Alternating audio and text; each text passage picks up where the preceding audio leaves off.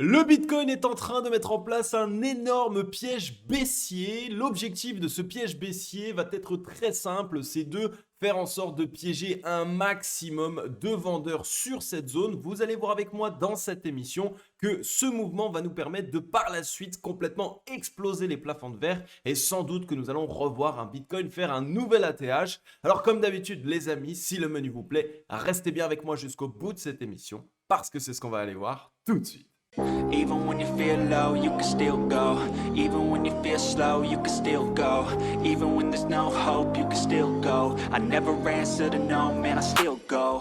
Go, go, go, go, go, go, go, go, go, go, go, go, yo, go, go, go. Et bien le bonjour à tous et à toutes les amis, j'espère que vous allez bien. Bienvenue sur ma chaîne, je suis Adam de la chaîne YouTube Cryptologique. Et aujourd'hui, comme vous l'avez vu en introduction d'émission, nous sommes en début de semaine, on est lundi directement. On voit un marché crypto-monnaie dans le rouge, les altcoins sont plutôt baissiers. Le BTC lui aussi est venu nous faire une petite déviation, réintégration hier.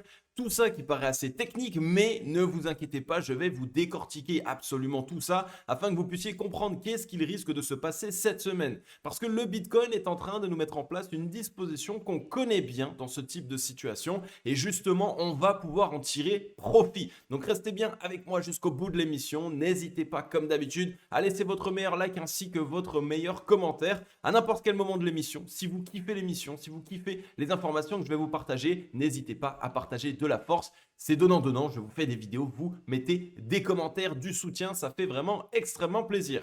Du coup, on est ici sur la map du marché crypto-monnaie. Comme on voit du rouge sang, les altcoins saignent plutôt fort. BTC qui retrace à peine de 0,8%, mais les altcoins, eux, prennent une belle petite claque derrière la tête. Ethereum, moins 4,2%. On voit Cardano, lui aussi, moins 4,9%. Avax de Avalanche, moins 5,5%. Même le Solana qui retrace de 4,7%. Bref, aucun altcoin n'est épargné actuellement, mais pourtant ce n'est pas du tout ce que vous croyez. Non, vous allez voir que nous ne sommes pas ici dans un retournement baissier avec les altcoins qui vont saigner encore une fois et donc il faut vendre ces altcoins pour partir sur Bitcoin. Non, absolument pas. Nous sommes dans quelque chose qui est sain en réalité, mais surtout dans quelque chose qui va permettre de piéger un maximum de vendeurs et comme d'habitude de jouer avec la psychologie des investisseurs. C'est quelque chose que vous devez comprendre très fortement et que vous devez comprendre jusqu'au bout. C'est qu'aujourd'hui, vous voyez ce graphique-là, il ne traduit qu'une seule chose, c'est la psychologie des investisseurs. Et les whales, donc les gros portefeuilles, qui ont la main sur les mouvements potentiels que Bitcoin pourrait faire, eh bien, elles sont là à essayer de comprendre comment est-ce que les investisseurs, la majeure partie des investisseurs réfléchissent en ce moment. Et en fonction de ça, elles vont mettre en place des mouvements. Donc, gardez bien ça en tête, c'est extrêmement important. Ça, on peut le voir ici par exemple dans la Crypto Fear and Greed, la grid actuellement, donc on est dans la joie 74, ça montre évidemment que 74% du marché crypto-monnaie pense actuellement que nous allons partir plus haut et de l'autre côté nous avons seulement 26% qui pensent actuellement que nous allons partir plus bas. Donc à court terme je vois un piège baissier qui risque de se mettre en place. C'est d'ailleurs pas pour rien qu'on est venu hier, donc directement dimanche en plein week-end, faire une petite chasse au-dessus ici. On est venu chasser ici tous les shorts qui ont potentiellement pu se positionner jusqu'au top précédent et on est en train de réintégrer. Donc, on est clairement en train de faire une déviation réintégration, ce qui montre qu'on a des probabilités d'aller chercher quelques liquidités. Ça, je vais vous le montrer par la suite sur les graphiques, ça va être bien plus pertinent. Ici, il n'y a pas grand-chose à dire puisqu'on est seulement en 4 heures, mais il y a quand même un point intéressant, c'est qu'on voit ici l'open interest qui est légèrement monté, mais qui n'est pas, encore une fois, monté de manière très, très forte. Ça, c'est un super signal. Comme vous le savez ici, quand l'open interest fait en sorte de rester calme alors que le marché monte, ça montre qu'une fois de plus, les whales ont bien réussi leur travail de jouer sur la psychologie du marché puisqu'il n'y a pas trop d'euphorie. Il n'y a pas trop de personnes ici qui sont en train d'utiliser les effets de levier à gauche, à droite, sans réellement comprendre comment le faire. Donc bien évidemment ici que nous sommes pour moi seulement dans un piège. Nous allons ici mettre en place un piège baissier, essayer de faire rentrer un maximum de shorts, mais l'open interest n'explose pas, ce qui montre que nous avons encore ici la possibilité de poursuivre ce mouvement haussier par la suite. Donc gardez bien ça en tête. On passe rapidement les liquidations. On a eu pas mal de liquidations ces derniers temps. Regardez ici le 12 mai où on est venu liquider 476 millions de dollars de positions longues. Donc quand même un petit peu de longues qui ont commencé à rentrer, de l'euphorie également sur ces effets de levier, ce qui nous amène à ce potentiel piège baissier. Parce que ce piège baissier est un mouvement légèrement baissier. Je vais vous montrer tout ça sur les graphiques, qui va également venir liquider des longues, puisque s'il y a eu trop de longues qui se sont positionnées un petit peu à levier ces derniers temps, on va un petit peu les liquider, on va faire ce qu'on appelle un secouage de cocotier, mais très court, pas très long, et par la suite on pourra se relancer, et on voit que voilà, pour l'instant les liquidations longues sont décroissantes depuis ce pic de liquidation. On a eu ici 383 millions de dollars de positions longues. Hier, 313 millions de positions longues liquidées et 214 millions de positions short liquidées. Donc pour un dimanche, clairement, il y a eu beaucoup de leviers qui ont été exercés sur le marché. Et donc ça montre que voilà, on va avoir une semaine assez agitée. On va sans doute liquider un petit peu dans tous les sens. Donc restez prudent par rapport à tout ça. On rappelle évidemment que on a quand même liquidé également pas mal de shorts. Donc ça montre qu'il y a aussi beaucoup de shorts qui se positionnent. On est actuellement en mai 2025, on voit clairement qu'il y a un retour à la fois de la volatilité, mais aussi un retour un petit peu de l'ambiance du marché de crypto, j'ai envie de dire, celle dans laquelle tout le monde essaye de prendre son pain en effet de levier par exemple, mais également en investissement.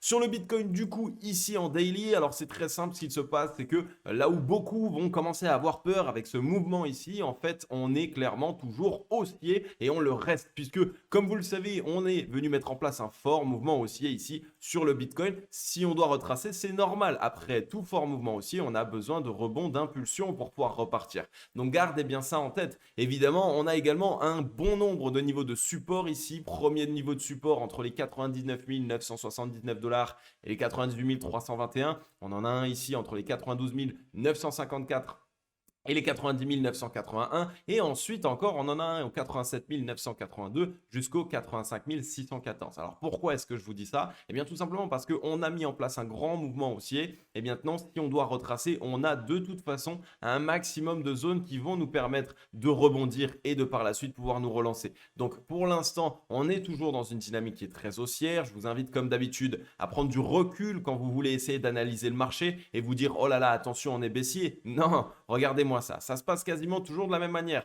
Impulsion, consolidation, impulsion, consolidation, impulsion, retracement en cours d'impulsion et ensuite de nouveau une deuxième impulsion. Ici, on a fait un gros retracement, impulsion, légère consolidation, impulsion. On peut légèrement retracer pour poursuivre le mouvement. C'est tout à fait normal. Donc, n'oubliez pas ça. Évidemment, en plus de ça, on est lundi. Qui dit lundi dit début de semaine. Lorsqu'on met en place des mouvements baissiers en début de semaine, la plupart du temps, c'est pour essayer de calmer l'euphorie. C'est pour faire en sorte qu'un maximum d'investisseurs qui aujourd'hui ont ouvert les graphes se disent « Oh là là, toute la semaine va être baissière » et donc qu'ils fassent des erreurs. Mais malgré tout, on est toujours dans des signaux qui sont très intéressant. Alors évidemment, sur le ratio long short, on en avait parlé, on est actuellement en zone d'essoufflement acheteuse, donc il va nous falloir un léger retracement ou une consolidation également. N'oubliez pas, on peut très bien être ici, tout simplement sur Bitcoin dans un range. On vient chercher la borne basse et ensuite on continue la consolidation. Ça aussi, c'est tout à fait faisable. On l'avait déjà fait ici dans le passé, par exemple. Donc si on regarde ici, on a eu cette première impulsion, consolidation,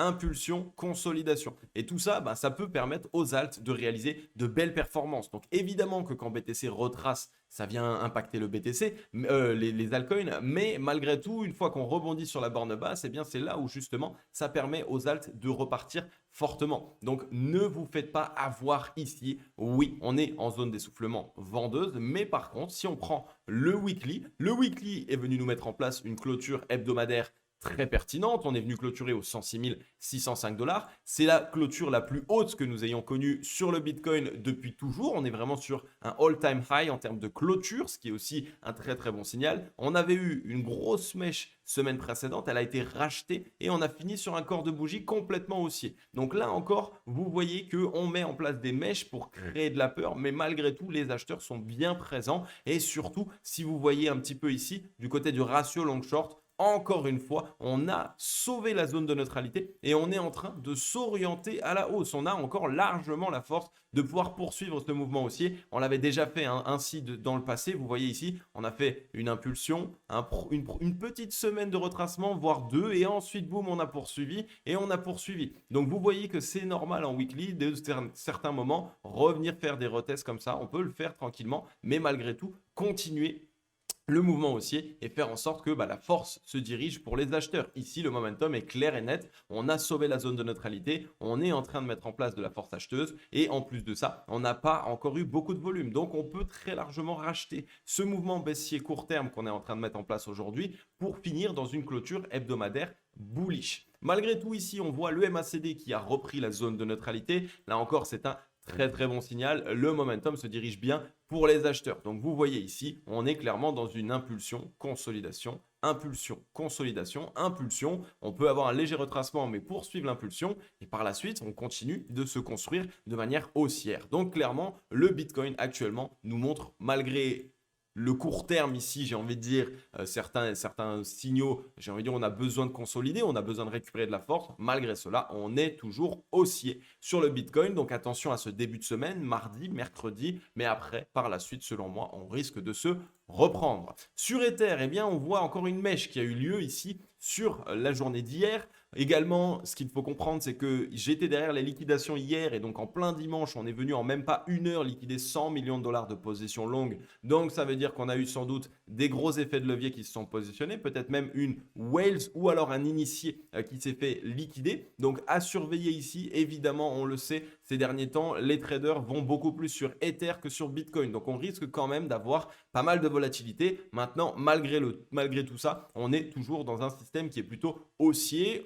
Tant qu'on reste ici sur une clôture qui est au-dessus des 2412, ça restera intéressant. Si malheureusement, on devait retracer plus profondément sur ce mouvement, on reviendrait sans doute chercher les 2000 dollars de support. Donc, on va bien rester prudent par rapport à ça. On était en zone d'essoufflement acheteuse également, donc il va nous falloir un petit retracement. On va voir en fonction de ce que le Bitcoin nous fait. Et sur le MACD, on est revenu sur la zone de neutralité. Mais par contre, ce qu'il faut regarder sous les radars, c'est qu'on est venu mettre en place un mouvement avec tellement de force acheteuse qu'on a complètement explosé ici. Vous voyez tous les tops de MACD précédents qui nous ramèneraient jusqu'aux 3500 dollars. Donc encore une fois, quand on a ce type de momentum qui se met en place sur un mouvement, ça montre que ce sont les acheteurs qui dominent. Et on a toujours toutes ces divergences haussières ici qui se sont validées. Donc tout ce qu'on a mis en place ici avec ce fort mouvement en termes de force acheteuse, pour moi, ce n'est pas pour venir trouver encore un retracement ici et par la suite seulement se relancer. Pour moi, ici, on est en train de piéger un maximum d'acheteurs, essayer de piéger aussi des vendeurs pour qu'on ait des stops au-dessus de la tête, et Ether qui se reprend par la suite et qui vient entamer son sérieux mouvement jusqu'aux 3400, 3500 dollars.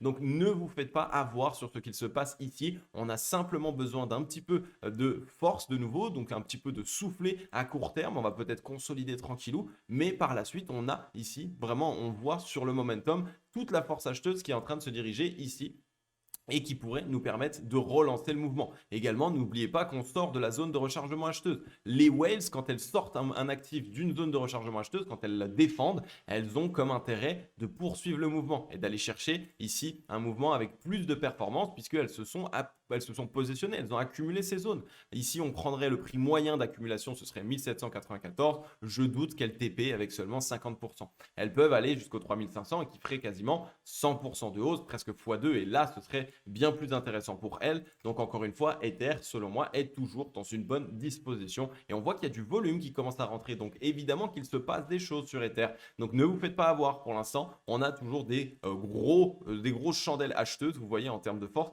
Et aussi, les chandelles vendeuses sont rachetées. On voit les mèches ici. Donc, il y a bien de la défense qui est faite sur cet actif.